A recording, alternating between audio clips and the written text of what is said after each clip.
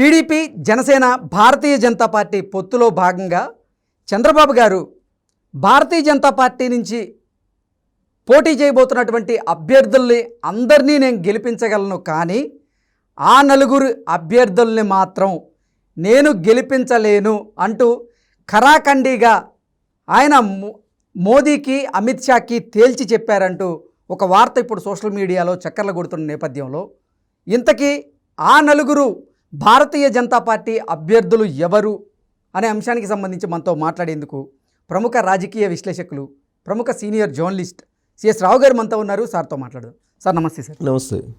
Sir, పొత్తులో భాగంగా Bharatiya Janata party అభ్యర్థులందరినీ నేను గెలిపించగలను, కానీ ఆ నలుగురు అభ్యర్థుల్ని మాత్రం నేను గెలిపించలేను అంటూ చంద్రబాబు గారు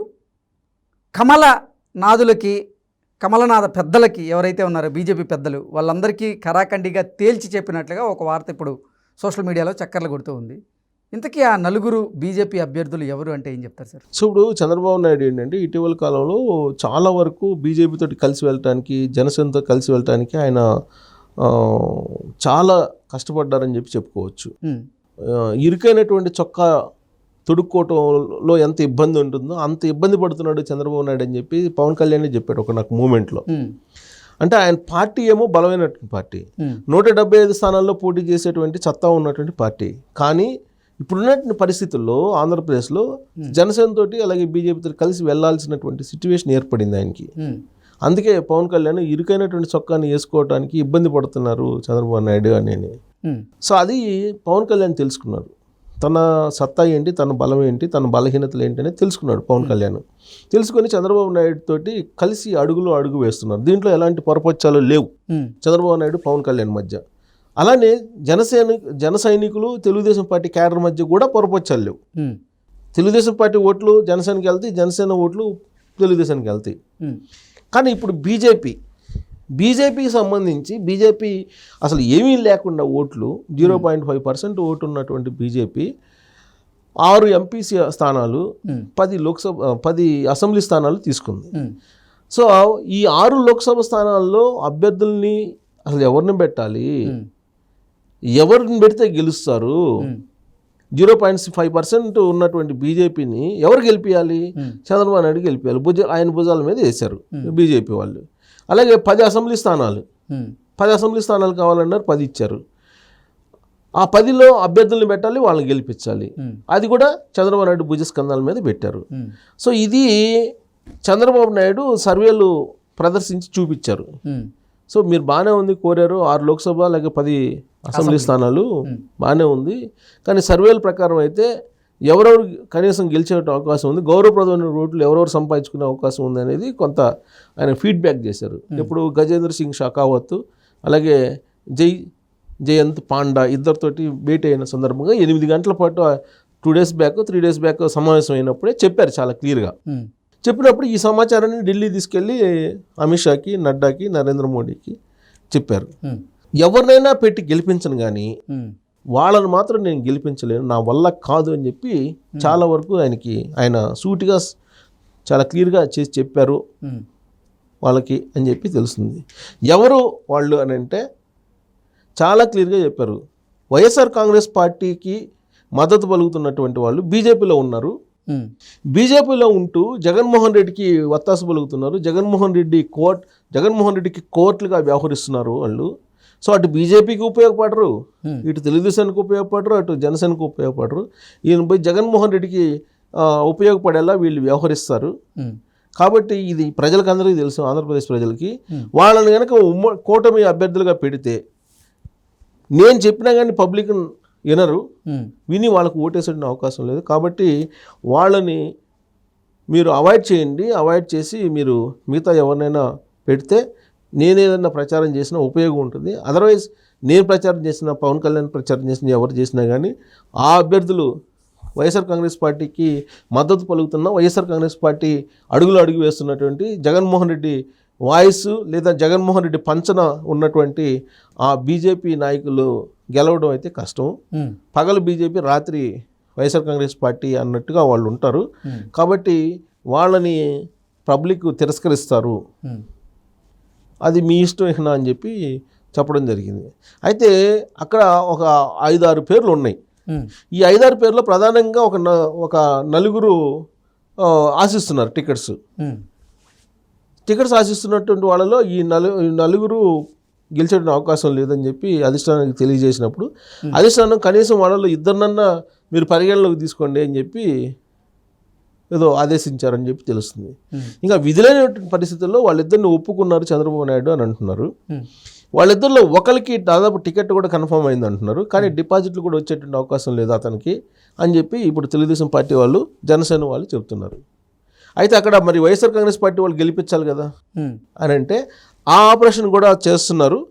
ఇప్పుడు ఎలాగూ వాళ్ళు వైసీపీయే కాబట్టి వైసీపీ బంటులుగా వ్యవహరిస్తున్నారు బీజేపీలో ఉంటూ, కాబట్టి ఆ ప్రయత్నం చేసుకుంటున్నారు అనేది కూడా ఒక ఇన్ఫర్మేషన్. కానీ చంద్రబాబు నాయుడు చాలా క్లియర్గా చెప్పారని చెప్పి తెలుస్తుంది. ఇప్పుడు మనం పొత్తులో భాగంగా మనం చూస్తే కనుక 10 అసెంబ్లీ స్థానాలకు చూస్తే కనుక ఏమేమి ఇచ్చారు అసెంబ్లీ స్థానాలు అంటే రాయలసీమ పరిధిలో ఆదోని, ధర్మవరం, జమ్మలమడుగు, బద్వేలు, ఇవి. కోస్తాలో విజయవాడ వెస్ట్, కైకలూరు, అనపర్తి లేదా పి గన్నవరం. ఇక్కడ ట్విస్ట్, అనపర్తి లేదా పి గన్నవరం అన్నారు. అనపర్తి గనక ఇస్తే బీజేపీకి ఈ చంద్రబాబు నాయుడు చెప్పినటువంటి వాళ్ళు ఉన్నారు కదా, వాళ్ళు తప్ప నేను ఎవరినైనా గెలిపించుకోగలనని ఆ బ్యాచ్లో ఒక అతను ఉన్నాడు ఇక్కడ. ఒకవేళ అనపర్తి ఇస్తే ఆ బ్యాచ్లో అతను పోటీ చేసే అవకాశం ఉంది. అందుకే ఇక్కడ పి గన్నవరం ఇవ్వడానికి ఒక ప్లాన్ చేస్తున్నారు. ఇంకా ఫైనల్ గా పి గన్నవరం ఇస్తే ఆల్రెడీ మనం మహాసేన్ రాజేష్కి ఇస్తే మహాసేన్ రాజేష్ డ్రాప్ అయ్యాడు అక్కడ. సో పి గన్నవరంలో బీజేపీకి ఇస్తే పోతుందేమో అని చెప్పి ఒక ఆలోచన తెలుగుదేశం పార్టీ చేస్తుంది. బీజేపీకి ఒక అభ్యర్థన కూడా చేసింది. కానీ ఈ అనపర్తి కనుక ప్రకటిస్తే కనుక ఎవరినైతే వద్దనుకుంటుందో తెలుగుదేశం పార్టీ అతను రంగంలోకి దిగేటువంటి అవకాశం ఉంది. అప్పుడు ఒక సీట్ని కోల్పోవాల్సి వస్తుంది అనేది తెలుగుదేశం పార్టీ జనసేన యొక్క అభిప్రాయం. ఇక ఉత్తరాంధ్రలో శ్రీకాకుళం, పాడేరు, విశాఖ నార్త్ ఇవి ఉన్నాయి. సో వీటిలో కొన్ని ఇబ్బంది ఏం లేదు. ఇక ధర్మవరం నుంచి వరదాపురం సూరి నించునే అవకాశం ఉంది. ఆదోనిలో డాక్టర్ పార్థసారథి. సో వీళ్ళని నించోబెట్టినా కానీ జనసేన తెలుగుదేశం పార్టీ కోఆపరేట్ చేసేటువంటి అవకాశం ఉంది. ఇంకా జమ్మలమడుగు నుంచి మాజీ మంత్రి ఆదినారాయణ, మాజీ టీడీపీ కాబట్టి. తర్వాత అక్కడ ఆయన కుటుంబ సభ్యులు ఆయన్ని వ్యతిరేకిస్తున్నారంట. మరి సరే అయినా కానీ ఆదినారాయణ రెడ్డికి ఎంతో కొంత ఓకే. బద్వేల్ నుంచి జ్యోతి, తర్వాత అక్కడ రాజ్యసభ సభ్యుడి ప్రోత్సాహంతో ఇంకొక ఆవిడ ప్రయత్నం చేస్తున్నారు. ఇక ఏలూరు నుంచి, కైకలూరు నుంచి మాజీ మంత్రి కామినేని శ్రీనివాస్. ఓకే, కామినేని శ్రీనివాస్కి అభ్యంతరం లేదు. ఇక ఒకవేళ ఆయన కనుక 70+ అనుకుంటే వాళ్ళకి ఏదో మ్యాండేటరీ ఉంది కదా బీజేపీ, లేదంటే వాళ్ళ ఫ్యామిలీ నుంచి అని చెప్పి అంటున్నారు. కానీ ఇక్కడ ఒక ట్విస్ట్, ఇందాక నేను అనపర్తిలో ఒక ట్విస్ట్ పెట్టాను, ఇక్కడ ఒక ట్విస్ట్. ఇక్కడ ఏంటంటే ఒక బీసీ నాయకుడు బీజేపీ చెందినటువంటి అతను అక్కడ పోటీ పడుతున్నాడు. 70+ అనేటువంటి కాజును చూపించి కామినేని శ్రీనివాస్కి అతను పోటీ చేయాలనుకుంటున్నారు. అతను కనుక పోటీ చేస్తే ఖచ్చితంగా ఓడిపోయేట అవకాశం ఉంది. అతను కూడా జగన్మోహన్ రెడ్డికి సంబంధించినటువంటి కోవట్టు. జగన్మోహన్ రెడ్డి అనపర్తిలో ఒకళ్ళు ఉన్నారు. అందుకే అనపర్తి కాకుండా పి గన్నవరం ఇస్తే అసలు ఈ గొడవ అంతా ఉండదు అని చెప్పి అనుకుంటుంది బీజేపీ. ఇక్కడ మళ్ళా కైకలూరుకి వచ్చేటప్పటికి బీసీ నాయకుడు సేమ్ అనపర్తి ఇష్యూని. కానీ ఇక్కడ కామినేని శ్రీనివాస్ 70+ అనేటువంటి కాజు ఈ బీసీ నాయకుడే ఢిల్లీ పోయి చెప్తున్నారు అనేది ఒకటి వినిపిస్తుంది.